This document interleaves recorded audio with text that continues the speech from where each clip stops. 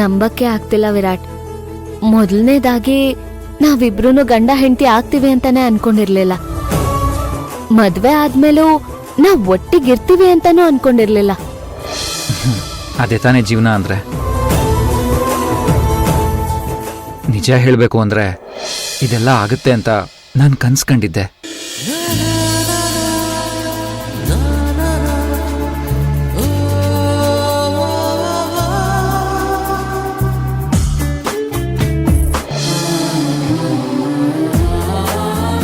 ನನ್ಗೆ ಎಷ್ಟು ದಿನದ ಕನ್ಸು ಗೊತ್ತಾ ಇದು?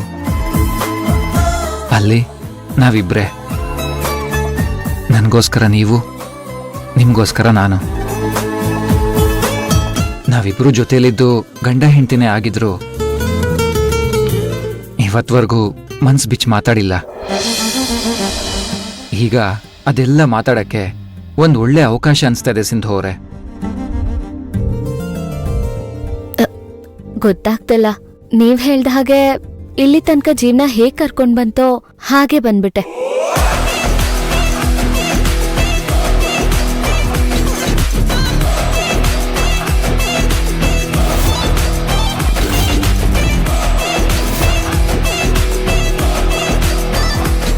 ಇನ್ಮುಂದೆ ನೀವು ನೀವಾಗಿರೋ ಸಮಯ. ಹೇಗನ್ಸತ್ತೆ?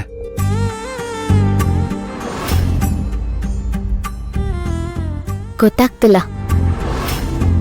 ನೀವ್ ನನ್ ಜೊತೆ ಇರ್ತೀರಾ ಅಂದ್ಮೇಲೆ ಬರೀ ಖುಷಿನೇ ಇರುತ್ತೆ.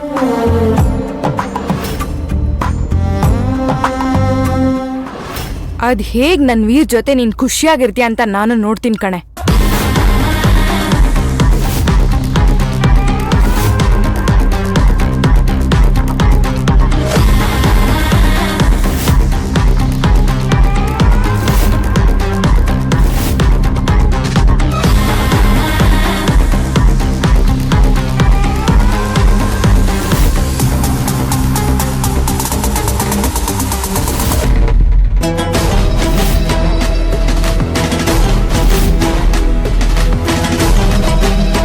ನನ್ ಮುಂದೆನೆ ಇಷ್ಟೆಲ್ಲ ಆಗ್ತಿದೆ ಅಂದ್ರೆ ಇನ್ನಲ್ಲಿ ಹೋದ್ಮೇಲೆ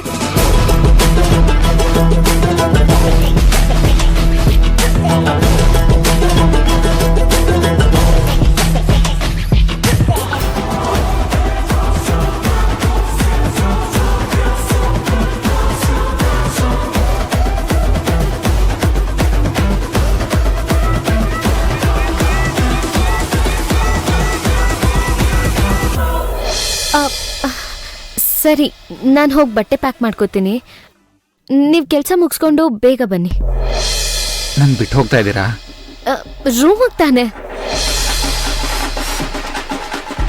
ನನ್ ವೀರ್ ಜೊತೆ ಇಷ್ಟು ಸಲಿಗೆಯಿಂದ ಇರ್ತಾಳೆ ಅಂದ್ರೆ ಇದನ್ನ ನೋಡ್ಕೊಂಡು ನಾನು ಹೇಗಿರ್ಲಿ? ಹೇಗಾದ್ರೂ ಮಾಡಿ ಇವ್ರ ಟ್ರಿಪ್ನ ಕ್ಯಾನ್ಸಲ್ ಮಾಡ್ಲೇಬೇಕು.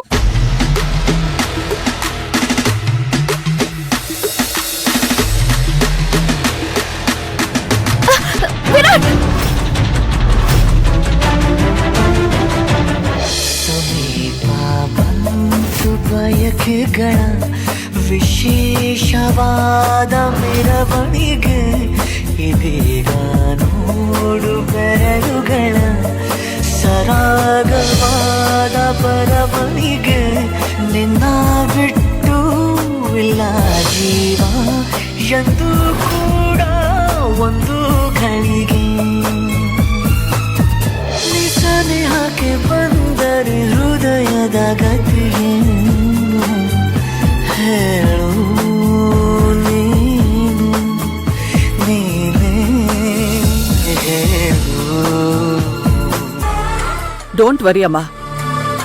Every problem has its own solution. ಏನೋ ಅಮ್ಮ, ನಂಗೇನೋ ನೀನ್ ಧೈರ್ಯದ ಮೇಲೆ ನಂಬಿಕೆ ಇದೆ. ಆದ್ರೆ ನಾನು ಹೇಳೋ ಮಾತನ್ನು ಸ್ವಲ್ಪ ಗಮನದಲ್ಲಿಟ್ಕೋ. ಅತ್ತೆ ಅತ್ತೆ ಅತ್ತೆ, ಯಾಕೆ ಹೀಗೆ ಇಷ್ಟೊತ್ನಲ್ಲಿ ಕೂಕೊಂಡ್ ಬರ್ತಾ ಇದ್ಯಾ? ಯಾಕೆ ಅಂದ್ರೆ ನನ್ ಕನ್ಸಿನ ಅರಮನೆ ಈ ಸಮುದ್ರದ ಅಲೆಗೆ ಕರ್ಗೋಗ್ತಾ ಇದೆ. ಅದನ್ನ ನೋಡ್ಕೊಂಡು ಸುಮ್ನೆ ಇರೋದಕ್ಕೆ ಆಗ್ತಿಲ್ಲ ನನಗೆ. ವಿಷಯ ಏನು ಅಂತ ನೇರವಾಗಿ ಹೇಳು ಇಶಾನಿ. ಅತ್ತೆ, ಇದನ್ನ ನಿಮ್ಮಿಂದ ಮಾತ್ರ ತಡೆಯೋದಕ್ಕೆ ಸಾಧ್ಯ. ಪ್ಲೀಸ್ ಅತ್ತೆ, ಬನ್ನಿ ಬೇಗ. ಏನಾಯ್ತು? ಇಶಾನಿ, ಯಾರನ್ ತಡಿಬೇಕು? ಯಾಕ್ ತಡಿಬೇಕು? ವಿರಾಟ್ ಮತ್ತೆ ಸಿಂಧುನ. ಅತ್ತೆ ಅತ್ತೆ ಪ್ಲೀಸ್ ಅವ್ರು ಹೋಗ್ತಿರೋ ಟ್ರಿಪ್ನ ಕ್ಯಾನ್ಸಲ್ ಮಾಡಿಸಿ. ಅವ್ರು ಹೋಗ್ಬಾರ್ದು ಅಷ್ಟೇ. ಇಶಾನಿ, ಸ್ವಲ್ಪ ಸಮಾಧಾನ ಮಾಡ್ಕೋ. ಅತ್ತೆ, ಅಲ್ಲಿ ವಿರಾಟ್ ಮತ್ತೆ ಸಿಂಧು ಇಬ್ರು ಸೇರಿ ಟ್ರಿಪ್ ಪ್ಲಾನ್ ಮಾಡ್ತಿದ್ದಾರೆ. ನಿಜವಾದ ಗಂಡ ಹೆಂಡತಿ ತರ ಒಬ್ರಿಗೊಬ್ರು ಬಿಟ್ಟಿರಕ್ ಆಗದೇ ಇಲ್ಲ ಅನ್ನೋ ತರ ಆಡ್ತಿದ್ದಾರೆ. ಅವಳು ನೋಡಿದ್ರೆ ನನಗೆ ಹನಿಮೂನ್ಗೆ ಹೋಗ್ತಿದ್ದೀನಿ ಅಂತ ಹೇಳ್ತಾಳೆ. ನಾನ್ ಏನ್ ಮಾಡ್ಲಿ ಅತ್ತೆ? ಈಗ ಸದ್ಯಕ್ಕೆ ಮೆತ್ತಗ್ ಮಾತಾಡು. ಯಾಕೆ ಮೆತ್ತಗ್ ಮಾತಾಡ್ಬೇಕು ಅತ್ತೆ? ನೀವು ಕೊಟ್ಟಿರೋ ಮಾತು ನಿಮಗ್ ನೆನ್ಪಾಗ್ಲಿ ಅಂತಾನೆ ನಾನು ಇಷ್ಟು ಜೋರಾಗಿ ಮಾತಾಡ್ತಿರೋದು. ನೀವು ಅವರಿಬ್ರನ್ನ ತಡಿಬೇಕಷ್ಟೆ. ಆ ಸಿಂಧುನ ವಿರಾಟ್ನ ದೂರ ಮಾಡ್ಬೇಕು. ಹಾಗೆ ನನಗೂ ವಿರಾಟ್ಗೂ ಮದ್ವೆ ಮಾಡಿಸ್ಬೇಕಷ್ಟೆ. ಏ ಇಶಾನಿ, ಸ್ವಲ್ಪ ಸುಮ್ನೆ ಇರು.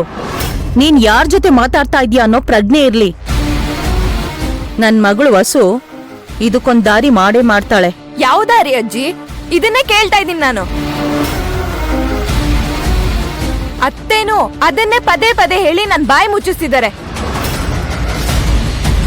ಹೀಗೆ ಆದ್ರೆ ನನ್ ವಿರಾಟ್ ನನ್ ಕೈ ತಪ್ಪ ಹೋಗ್ತಾನಷ್ಟೆ. ನನಗ್ ಗೊತ್ತಿಲ್ಲ ಅತ್ತೆ, ಅದೇನ್ ಮಾಡ್ತಿರೋ ಇವಾಗ್ಲೇ ಮಾಡಿ. ಇವ್ರಿಗಾಗಿಲ್ಲ ಅಂದ್ರೆ ಹೇಳಿ ಅಜ್ಜಿ, ನಾನೇ ಒಂದ್ ಹೈಟಿಗೆ ರೀಚ್ ಮಾಡಿಸ್ತೀನಿ. ಇಶಾನಿ, ನೀನ್ ಎಷ್ಟೇ ಹೈಟ್ಗೆ ರೀಚ್ ಮಾಡ್ಸಿದ್ರು ಅದಕ್ಕಿಂತ ಎತ್ತರಕ್ಕೆ ಜಂಪ್ ಮಾಡಿಸೋ ಕೆಪಾಸಿಟಿ ಈ ವಸುಂಧರಾಗಿದೆ ಅನ್ನೋದನ್ನ ಮರಿಬೇಡ. ಕೊಟ್ಟು ಮಾತು ಬಟ್ಟೆ ಇದ್ದಾಗಲ್ಲ ಬದಲಾಯಿಸೋದಕ್ಕೆ.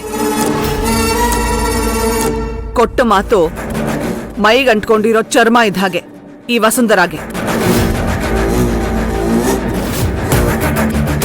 ನಿನಗೆ ಮಾತು ಕೊಟ್ಟಿದ್ದೀನಿ, ಅದನ್ನ ಉಳಿಸ್ಕೊಳ್ತೀನಿ. ಅದಕ್ಕೆ ನಿನ್ನ ರಿಮೈಂಡರ್ ಅವಶ್ಯಕತೆ ನನಗಿಲ್ಲ. ಅತ್ತೆ ಆದ್ರೆ ನೋಡು, ನನ್ನ ಪವರ್ ಏನು ಅಂತ ತೋರಿಸೋ ಅವಶ್ಯಕತೆ ನನಗಿಲ್ಲ. ಆ ಪರಿಸ್ಥಿತಿನ ನೀನ್ ತಂದ್ಕೊಳ್ಬೇಡ. ಅಂಡ್ ನನ್ನ ಮುಂದೆ ಈ ರೀತಿ ಹೈ ಪಿಚ್ ಅಲ್ಲಿ ಆವಾಜ್ ಹಾಕೋದು, ಕಿರ್ಚೋದು ಇವೆಲ್ಲ ಇಟ್ಕೊಳ್ಬೇಡ.